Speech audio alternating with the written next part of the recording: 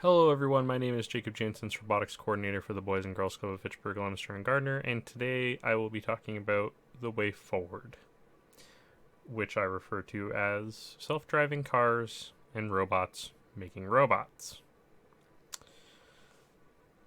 So, you've probably seen some self-driving cars before.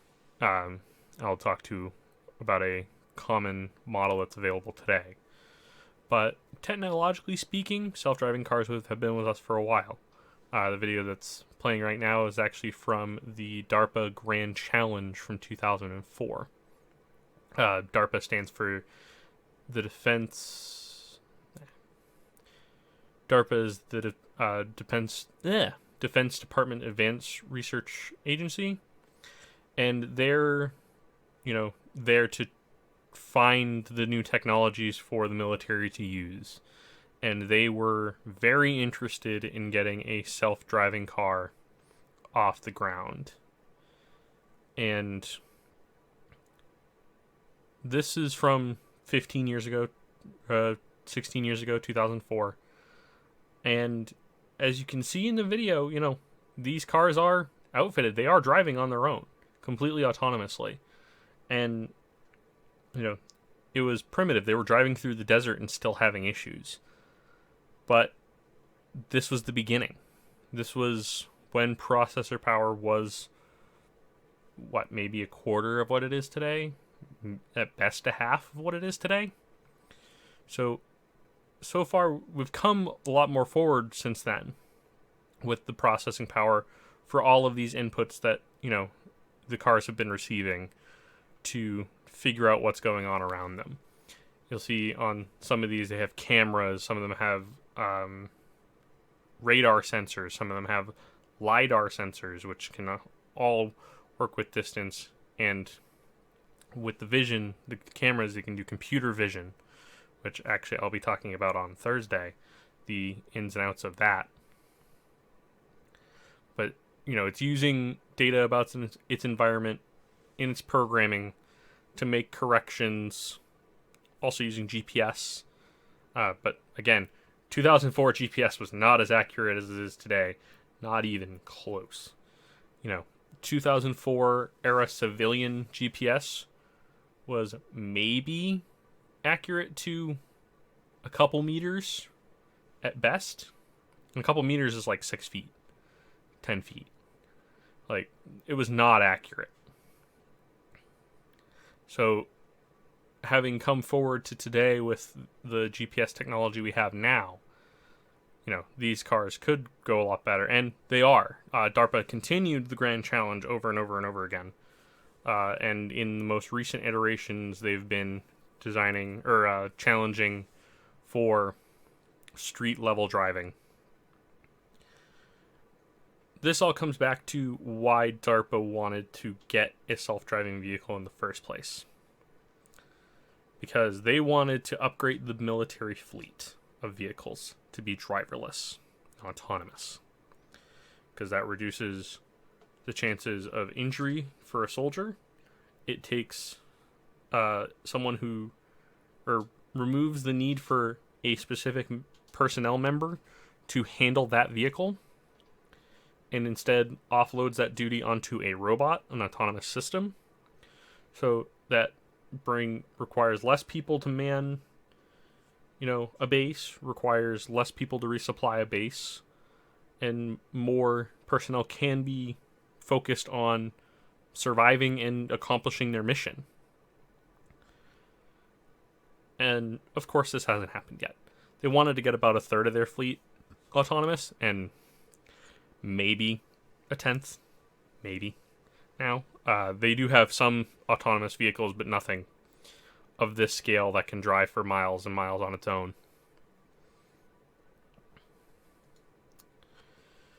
So then we come to the mid-2010s and Tesla.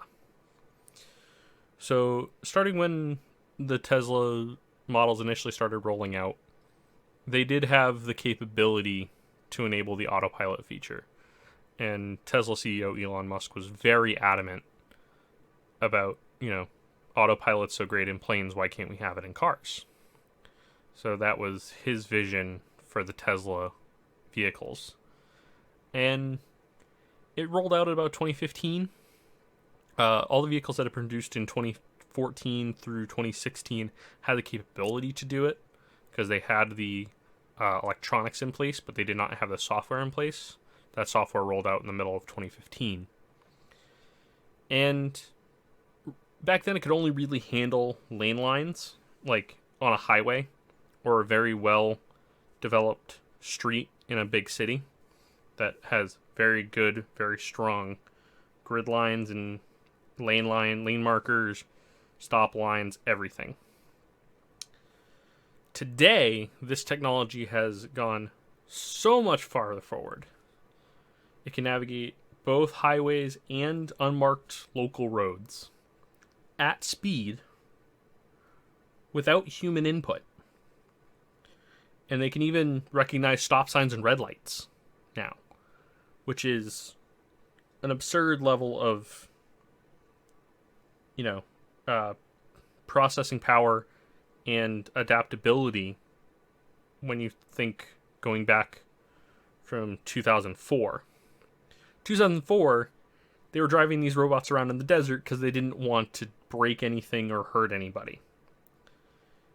How often do you hear about Teslas on autopilot having crashes? And if you look at the data of it, 9 times out of 10, when a Tesla is involved in an accident when it's on autopilot, it's the other driver's fault. So this is coming a long way from even in the last 15 years. But there are some pitfalls. And the common one that everyone has in their public conscious about Teslas is the driver asleep in the car. This is just not safe. The reason why you have a driver in the car is so that if something goes wrong, the driver can stop the vehicle, take corrective action. You shouldn't trust the technology this implicitly, at least yet. When they take the steering wheel out of the car because they're that confident in the technology, that's the point where you can realistically just fall asleep in your car. So how do we go forward from here? So at least here in the US, we are quite a ways off from people working while in their car on the highway in morning traffic. There's so many legal hurdles with that. How do you devise a law for that as far as distracted driving is concerned? Massachusetts has various laws in the books about this. Not being able to look at your cell phone, other various distractions. Not to mention the legal aspects of who's at fault if a vehicle on autopilot gets in an accident and it is clearly the autopilot's fault. Is it the driver's fault? Who's, not paying attention? Or, sorry, the occupant, if you will. You can make a legal argument that it's the car's fault, but the car does not have any legal standing. So that's a legal hurdle that we have to, really look at, because technology arrives faster than the laws really govern it. There's also still some technological hurdles, because these systems aren't infallible. They do make mistakes, but because of problems with the design of the software, not with the inherent design flaw of autonomous vehicles. Autonomous vehicles makes tons of sense because they reduce errors, they take the human element out. How many accidents a year are caused by a human not seeing something that was actually there, but their brain couldn't process that it was there? An autonomous vehicle will never make that mistake, as long as it can sense the thing that's coming at it. And then the societal hurdle. How quick will society adapt to the new norm of, let's say, 80% of the population driving or having a driverless vehicle, an autonomous vehicle, because we're only 100 years removed from the first widespread use of the automobile on the American road.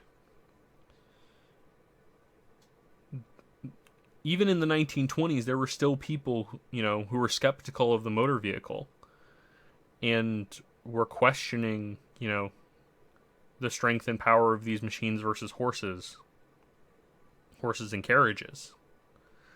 And we laugh at that now, but that was a real concern back then when the technology wasn't there.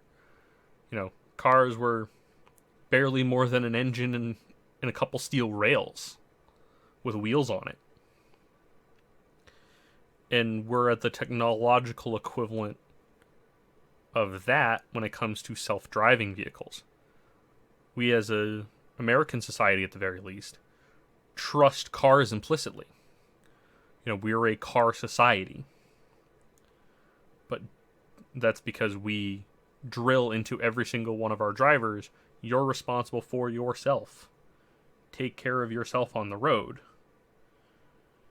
And suddenly you've taken that responsibility out of the driver's hands and put it in the hands of a machine. And some people are rightly scared of that.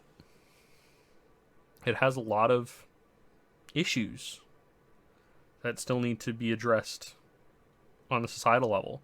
People accepting the common use of it to the point where, we can get to that point where all cars are self-driving. And if they are, how does that affect rush hour traffic? Could that mean that we no longer have gridlock and the highways move very fast, very efficiently? No backups at all unless there's an accident, which software having an accident, it's really the holy grail of this technology is the world with no traffic, where the software is so good and all the vehicles are so connected with each other that they know where they're going, they know where the vehicles around them are going, they know where they want to go, and they're able to adjust to these parameters and make it so that there's no longer gridlock on the highways. I think volume on the highway is still a concern there, the amount of cars. But if everything's self-driving and automated and able to handle ever-increasing speeds, you can get to the point where these vehicles are going 300 miles an hour, but you consider the experience safe because all of the cars around you are going 300 miles an hour and know what they're doing. They're able to maintain this, consistent pace, make corrective adjustments to get into the lane they need to exit the highway, all these things. But could this technology be superseded before it even becomes mainstream? Maglev, magnetic levitation, is a way that you can make things float on the power of magnetism. If you've done some science stuff with it, you know how very powerful magnets are. Potentially, you could get to a point where the highways are a big prairie, grass as far as the eye can see, with all of the necessary things from maglev buried under the ground.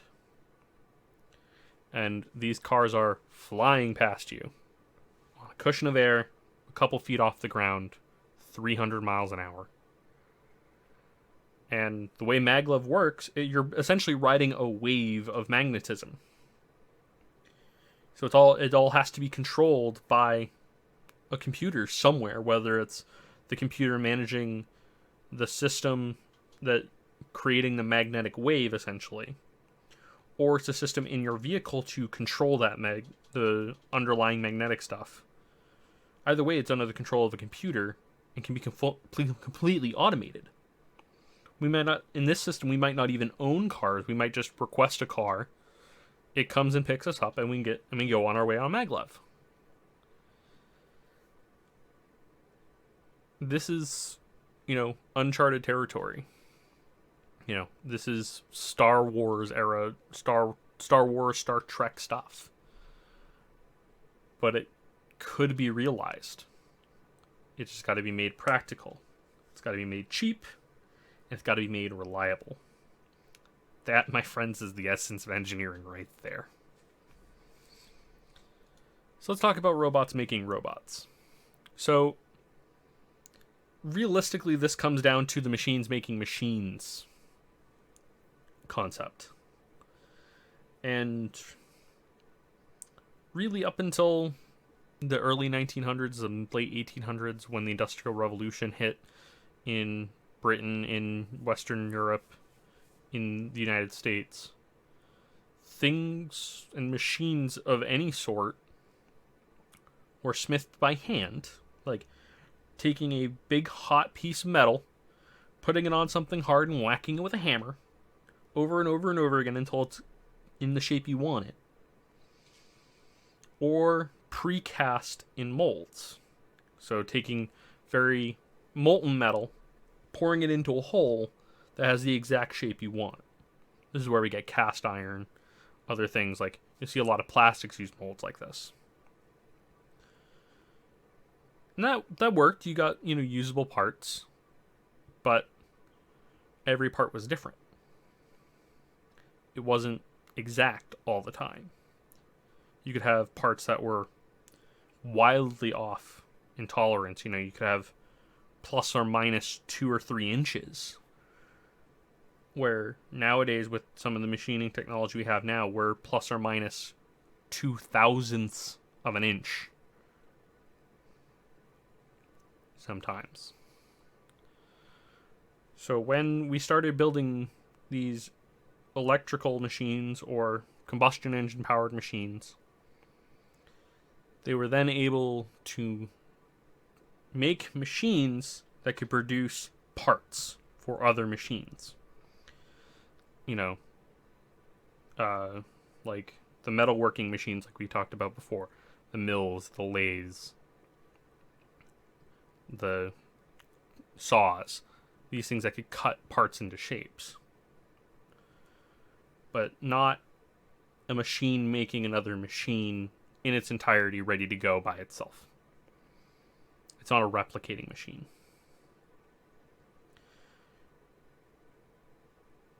But then you come to the advent of 3D printing, and in fact, one of the major 3D printers out there, the Prusa, from Joseph Prusa in the Czech Republic, they make 3D printed parts for their 3D printers on their 3D printers. So they are making parts for a 3D printer they are selling to you from the initial design 3D printed part that they made on their machine, which is mind-bogglingly cool.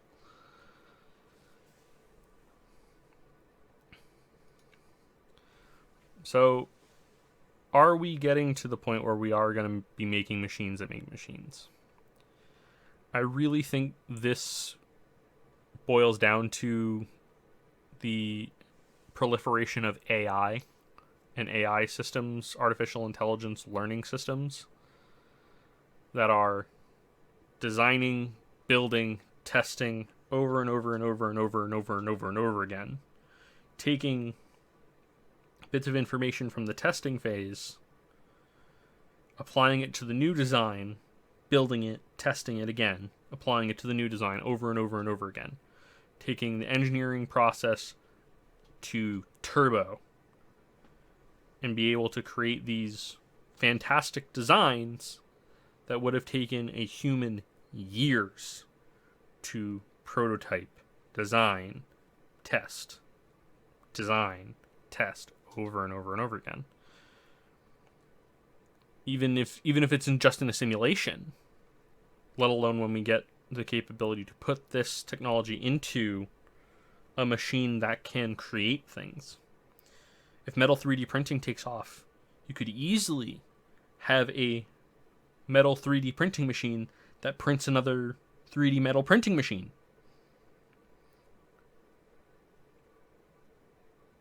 But there's also the downside here. Could this spin out of control? With AI, and AI learning how to build better AI.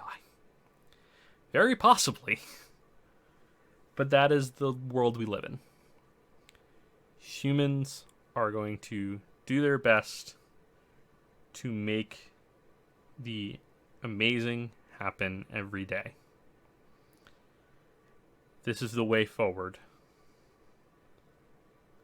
I want you to take all this information, think about it, do some research. I highly recommend you always do research on things that you have no idea what I'm talking about in here. If you hear like maglev, do your research on it. Tesla's autopilot features, I highly recommend you do your research on it. And tell me what you think. In my lifetime, are we going to see the proliferation of autonomous vehicles, or will we go to maglev? Will we have AI, designing and building things so rapidly that the need for engineers is diminished greatly, if not eliminated? Are we heading there? I think we are. But I want you to tell me what you think. Thank you so very much for watching. I've been Jacob Jansen, the Robotics Coordinator for the Boys and Girls Club of Fitchburg, Leominster, and Gardner. Have a great day.